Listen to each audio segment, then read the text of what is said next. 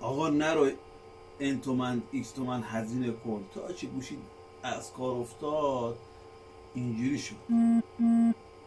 در افتاد خاموشم نمیشه ها، اینجوری که خاموشم نمیشه هر کاری میکنه خاموشم نمیشه. خاموش دیگه تاچ کار میکنه دیگه، چی کارش کنه ما؟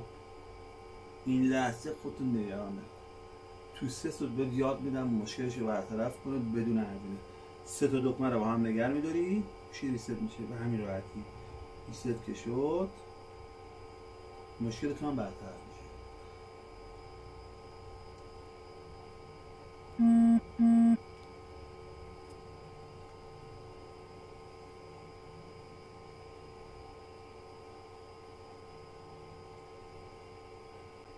دلم یادش باره. این هم از این دوستان هست دیدی؟ بدون حذف اطلاعات جایی رفتین سرتون کلاه ندارم این تومن هزینه کنید کار رو انجام دادن نهایش 50 تومن 100 تومن نه مشتری 500,000 تومن 1 تومن یا چیشه خراب موفق باشید.